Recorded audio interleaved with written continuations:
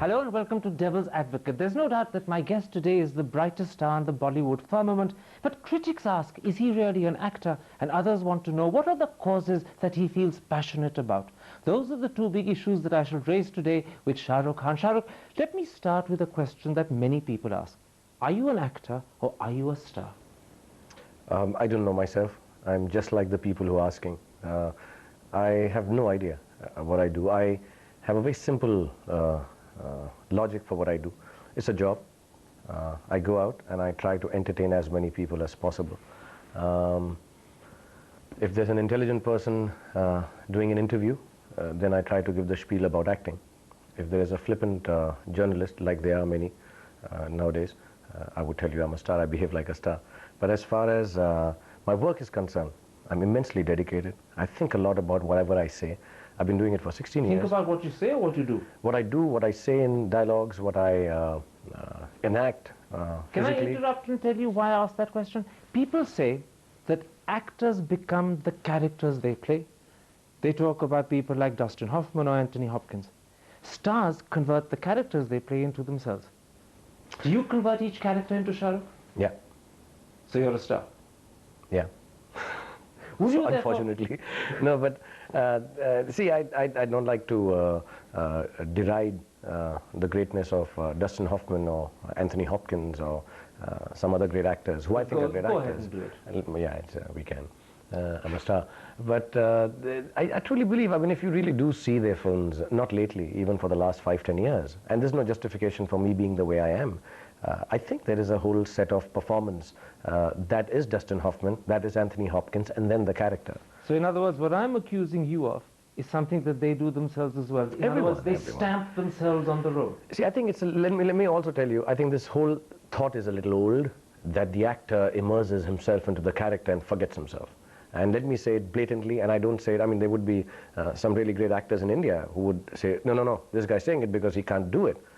I don't think so. I think entertainment has reached a level where you can't disassociate it from the starness of it all. And the star has to be a star and try and act well also. What about the fact that people say when they look at films like Dilwale Dulhania or Bazigar, Devdas or Kal Ho Na Ho, what they remember is not the personality of the role that Shah Rukh played, but Shah Rukh's personality itself. And in a sense, Shah Rukh dominates the movie to the detriment of the character that he's I don't know, who are these people? Who are the guys who know this character better than I do? I mean, I find it very strange that there are people who understand, see, I did Devdas, I read the book. Does the actor always know the character better than the audience? 100%. 100%. In which case, isn't the actor putting himself before the character? And see, the actor would put himself before the character. I mean, there is no denying it. You can't take away from it. But I mean, should he put himself? I think so, yes. I think so. I would agree with I do that. Let I don't me deny quote that. to you what the Hindu newspaper said of you. They said, he's allowed himself to be typecast and he's become a victim of his own mannerisms. Shah Rukh's performances have become predictable. Yeah, and I'm sure they're right. See, it's a viewpoint, and if people think somewhere down the line that my performance is predictable, it must be so. And you can't be so different after 16 years. I mean, I've even tried to wear a mustache and be different, but it doesn't work. I mean, I am Shah Rukh Khan and I stay that way always. Let me throw another example at you. They say that even Shah Rukh ads, in a sense, are dominated by Shah Rukh. And the example they quote is your ads versus, say, Amir Khan's. In an Amir Khan ad, the storyline is what the audience remembers and takes away. In a Shah Rukh ad, it's Shah Rukh's personality or his antics. I mean, I can't deny that. I just have a very strong personality, I guess. Or I just don't know how to act. Either of the two things. Or you don't know how to hide your personality. I don't know. I'm not a good enough actor. In a sense, do you do it deliberately? Is it, in fact, your way of creating a Shah Rukh persona that is so memorable that people never forget it? See, I have not done any of this deliberately. I can say it and sound very nice that yes, I do it. I knew that I would create a brand called Shah Rukh Khan and I'm using that franchise and this is a calculated move. I like to be humble and say I think I just don't know how to hide my personality. I don't think I'm a good enough actor. That's humility, not knowing how to hide your personality? Yeah, I think as an actor, I can't immerse myself. I'm not good enough to do a character. Let me point out something. Your fans say that his screen image, his screen performance is full of energy and vitality. Your critics say he's hamming it and he's overacting. You have to listen to critics. I mean, you know, every Friday when a film releases, I am bothered what they say, and I read what they say. But then critics also just say whatever they feel like. They don't know much about So acting. you read it and you throw it away and you forget about it? I forget about it. I get up on Friday, I read the reviews, or Saturday, Monday morning, I'm Shah Rukh Khan all over again. The interesting thing is, when you say you're Shah Rukh Khan all over again, I remember reading somewhere they said that behind the larger-than-life screen image, behind the energy and the vitality, actually is a man who's a loner, who's often insecure, and who frequently needs reassurance and reconfirmation of himself. I don't know what these people snooping into my house and my mind. But see, you know, when you have been doing movies for 16 years and sort of been in everybody's face for a long time, there are a lot of romanticizing about what I could be like. And I'm like, none of this. I mean, one can't take it simply as that I get up in the morning and I give a shot. So you're not a loner and you're not insecure? And everybody is a part loner. Everybody is a bit insecure about a lot of things. I'm insecure about my family. I want my son to do well. I want my daughter to do well. This insecurity is range from there. You said once in an interview that, in fact, acting is a way of escaping from being Shah Rukh. But it's not working. I mean, I'm Shah Rukh all over again every day, people are saying. So I guess I have to find some other way, maybe PlayStation. But you know, everybody's a bit of a loner. I am, in my own time, because I am a public figure. I meet too many people in one day. And there are days when I just feel like sitting in a hotel room and being with myself. So I could be a bit of a loner. Does the world actually know the real Shah Rukh? Or is it just an image that you put on and the image keeps changing depending on the mood you have at that moment? So if I was to take critics, then everybody knows the real Shah Rukh, because that's what I play every time. But if I was to truly believe myself, what I do, and have been doing for so many years, I think very few people know the real Shah Rukh. So then how would you describe the real Shah Rukh? It would take longer than 22 minutes, but it's a long description. But the fact is that there's nothing special about Shah Rukh, and it is difficult to explain how ordinary I am. Is that honesty or is that false honesty. modesty? And that is honesty. I You mean, mean you genuinely say that you're a very ordinary person? I am a very ordinary person, yeah. In an extraordinary profession, yes. In other words, the acting is an attempt to start and become extraordinary. You're escaping from your ordinariness by becoming an actor. Like a lot of us, I'm not happy with just being an ordinary guy, like all of us. And I do need that 15 minutes of fame, and I do need to make a life of what I have. And yes, the job that I do, which is, I'm feeling scared to call it acting now, but the job that I do is a step towards wanting to be extraordinary, yes. Let me ask you a blunt question. Which of the two would you prefer? To be admired and respected, or to be popular and liked? Popular and liked. So recognition is very important. Oh yes, it is the most important thing. I love being a star.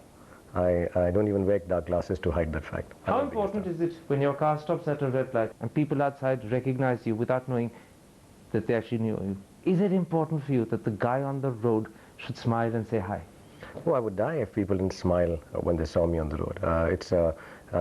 It is the greatest moment of my everyday life that, like say, driving down here, the people who stop me, the security guards, they're checking my car, look at me, and they smile, say, Shah Rukh Khan. I think it's the greatest gift that I have. So when you go abroad, and when you're suddenly in the company of people who don't know Indian films and don't know Shah Rukh and don't know the legend, and they come up to you and they stare at you, and God forbid someone at a hotel should say, excuse me sir, who are you? What do you do? I think it would happen only in Alaska. Everywhere else they recognize me. I mean, it's never happened to me. I mean, there is no one in the world, no city in the world where Shah Rukh can be anonymous and unrecognized. Could be a couple, but I haven't been there yet. So but once I go there, I'm sure they'll start recognizing me too. You make a point of it. I'll make it a point. I'd make sure the Indian films are recognized. So you are today, of course, #1. But one day when you're not, and dare I say it, when you become wrinkled and pot-bellied, would you be able to cope with old age? No, I think there's a lot of scope for wrinkled old men. I'm sure I'd be able to carry on a little longer. And I like to believe I'm an actor. I'm not being liked because of my dimples and non-wrinkles. And hopefully, I will still continue to be Shah Rukh Khan, and people will not see through. The critics can keep saying what they say, and I still keep working. And until I feel like working, I think I'll work here. You have a plan in mind about how you're going to handle wrinkles and pot-bellies? I mean, I don't know if you'll be put it, but I can put Imami handsome cream. But no, I don't have a plan. I've never had a plan. My plan is to just get up and act, and act, yes. Just to wake up in the morning and act. And there will be a day, I mean, let's not deny this, there will be a day when there will be more people who don't want to see me on screen. And we'll take it when it comes. It's a sad thought. It's a scary thought. But it's a day you're hoping is still far off. Very, very far off. See, I came here to work for only 5 years. It's 15 years. I think I am sort of booked for the next 3-4 years. So 20 years seems safe. And let's see what happens after that. Shah Rukh, let's take a break at that point. I want to come back after the break and ask you about the issues that you're passionate about, the causes that you're prepared to stand up and identify with. We'll be back in a moment's time. See you after.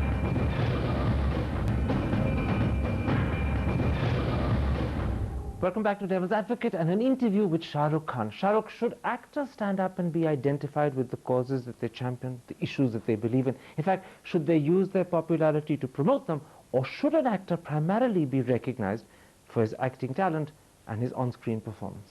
I think you can't constrict it to just an actor. I think just as a person, if one feels like, and he happens to be an actor, and if he feels for a cause, he should go ahead and do it. Not because he's just an actor and he feels that, look, I should do a cause. I mean, for example, say Angelina Jolie feels for something, I assume personally, and she happens to be an actor, so that cause gets a little talked about, and she believes in it, so she's doing it. But just because you're an actor, I don't think anyone should get into a cause somebody else tells you, or you see, you know, I don't have any causes to stand up for, let me stand up for one. Do you have causes that you believe in? Are there things that you're passionate about that you'd like to be identified with, that you'd like to nail your colors to? Not really. I mean, I don't have big agendas. I have very simple agendas, which are a little Islamic in their thought, where I do believe I should help people.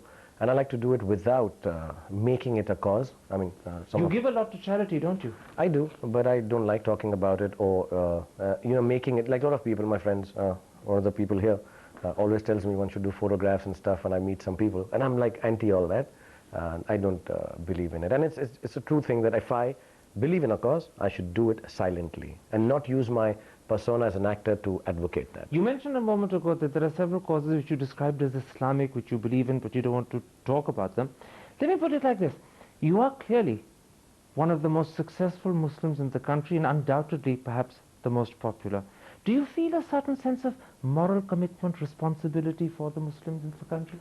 No, I think the moral commitment or responsibility I have towards the Muslim is just to clarify the fact that Muslims are as secular as anyone else in the world. As a Muslim, I stand for that, I speak for that, and I think I speak for Islam, that I'm very Islamic by nature, and what I believe is the openness of Islam is what actually Islam stands for. Is this should not Islam be today, misread. because of 9/11 and because of the association, in many people's eyes, wrongly no doubt, with terrorism, misunderstood? Yes, I think it is misrepresented and misunderstood by many, and that is one thing, because I truly believe that I know a lot of Islam, and in a modern sense, and I teach that to my children.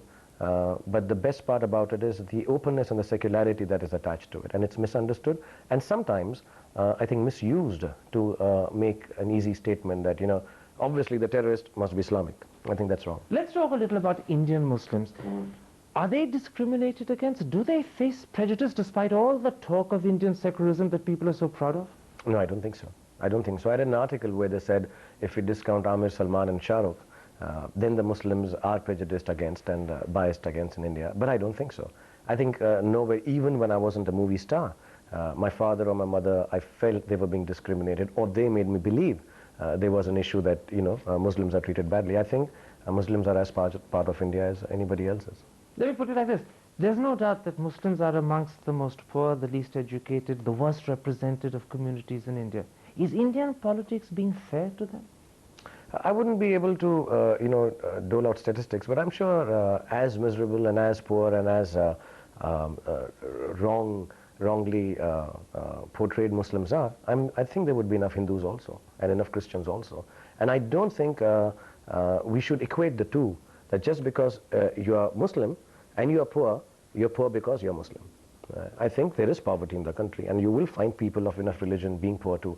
And I think politically, see, politics is a broad band, and there are a lot of issues in it. This could be one of the issues which is not working right, like so many other issues also. So we can't just say the politician has been good to them or not, but I think the country has been very, very fair to Islamic people. Explain something to me. Why is it that Muslims have been so successful in the film world? They've achieved enormous success at all sorts of levels, not just as actors, but as directors, as scriptwriters, as singers, as musicians. But they haven't made the same impact elsewhere.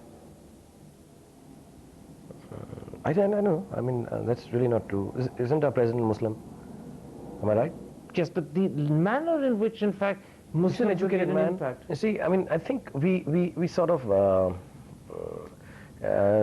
we like to think like that and be patronizing. I don't think it's not only films. You will see all over the world, even in business, you can take 5, 6 names who would have done very well, Muslims. In politics, people who would have done well. In films, it just stands out a little more. But I think that's because of a little bit of culture of Urdu and poems and how they've been brought up. I think that helps a little. It helps me a lot in terms of language and Today, for instance, there are many people who say that perhaps what Muslims need is their own political party. For instance, the Shahi Imam has announced that he's going to create a Muslim front to contest the UP elections. Earlier in Assam, Badruddin Ajmal Can I be created honest? a Muslim In this front. country, the last thing we need is another political party. I mean, Muslim, Chinese, French, English, Marathi, whatever. We don't need another sectarian political party that creates another sect. I don't think we need a So Muslim you think, in party, fact, yeah. Muslims need to become more and more part of the mainstream rather than try and find separate Muslim or Islamic avenues? We to are success? part of the mainstream. I will, whether people agree or not, I truly believe we are part of mainstream. If we keep on harping on about the fact that we need to form another sect, another party, we are actually disassociating ourselves from the mainstream of India. So you completely disagree with the sort of approach the Shahi Imam is adopting, that we need a Muslim party to represent Muslim viewpoints? I completely disagree that we need more political parties. Mr. Imam, I'm sure he has a very clear-cut idea, his ideology, his set of thoughts, and he must be right. He's an intelligent person, and he's, yes, the Islamic leader in a certain sense. So what he says must be completely true. But as far as I'm concerned, as just a normal Indian, I believe we don't need more political parties. We need less of them. Another issue that I want to bounce off you is this whole question of smoking and the depiction of smoking on films. As you know, this government has become very concerned about the way smoking scenes are shown, about the sort of cautions and captions that should go with it, whether it helps the film or whether it doesn't. And there's a lot of concern in Bollywood in particular that this amounts to censorship. It amounts to invading the artistic sphere of filmmaking. What's your view on this? See, I won't belittle it by saying that smoking is artistic in cinema, and that's why we are having this problem. But the whole larger issue is that today smoking, tomorrow what? And where does it go ahead with? It's an art form, should be left alone. And I think, truly believe, that the Indian masses are literate enough to know that there's no more Humphrey Bogart kind of smoking no more, that you will start smoking because an actor does. And it's a very, very small health issue. I think the powers that be should look at bigger health issues than smoking in films. Another issue that, in fact, the health minister has specifically raised, and in raising it, in fact, he took your name amongst others, is that people like you should not identify with and advertise soft drinks. He says soft drinks are bad, children see you and start drinking it themselves, and he appealed to you not to advertise soft I would appeal to any authority like that, ban it. Don't let it sell in our country. If you think it's bad for children, If it's bad, smoking is bad, don't let production of cigarettes go on in this country. If you think cold drinks are bad, do not let them. If it's poisoning our people, do not let it be made in them. And the corollary is that if you're not banning it, then don't appeal to me not to advertise it. See, my logic is, you are not stopping it because it gives you a revenue. Let's be honest about it. You're not stopping certain products if you think they're harmful, but they're revenue to the government. Don't stop my revenue. I'm an actor. I'm supposed to do a job and get revenue from it. Do you think? And very clearly, I mean, if you think something is wrong, stop it. There's no problem. Just stop it. Stop making it. Do adults have the right to take a wrong decision? For instance, in terms of smoking or drinking soft drinks? It may be bad for you, but you've got a right to choose to do it. Do you believe that? Yeah, but see, I drink And you soft smoke? drinks and I smoke. So I can't be hypocritical and say, and I don't think I'm doing right, maybe, the smoking part at least. But I'm trying to reduce smoking, if that is any good thing about being... But you believe you have the right to do the wrong thing as long as it doesn't affect anyone else? Personally, yes. Personally, yes, 100%. I mean, I don't think anybody has right to tell me what to do. Roughly 2 years ago, shortly after this government came into being, you were quoted by the Times of India saying that Sonia Gandhi is your idol. Do you believe that, or was that a misquote? No, that's not a misquote. I think she's a wonderful, wonderful lady. And I say it quite apolitically. Because... Can you see, say such a thing apolitically? I can say it, it may not be taken apolitically. Yeah, Isn't that the danger? Um, See, my job is vulnerable and dangerous. I'm an actor. I mean, you can misquote me and misrepresent me as you want, and I'm okay. But I would still stand by it. I think You said it she's quite an weeks icon, after her government was formed. Did you say it because she'd gotten to a position of power? No, because before she got into power, nobody asked me. Nobody really. But she thought was an idol great of yours for I 10 think, years before that? there's an image of hers which I would repeat again and again on a bus, I think, in one of the election rallies with the children, which is a very, very strong emotion to me because I'm attached to the figure of mother. And I see it like a film guy. And that's why it's a little apolitical. I think she's a strong lady and someone that you can admire a lot. And the fact that many people who are BJP supporters or communist supporters might misunderstand you, does that worry you? No, they don't misunderstand me because whenever I've met leaders who I have respect for all of them, including Mr. Bajpai or Mr. Advani, etc., I've met a lot of them and they've always been very kind. They do understand the fact that what I say is quite a personal take, and I still go and meet them. I mean, I've had association with them and they've been very kind to me. So I meet them and I'm quite apolitical. I meet them for the people they are. Shah Rukh Khan, a pleasure talking to you on Devil's Advocate. Thank you.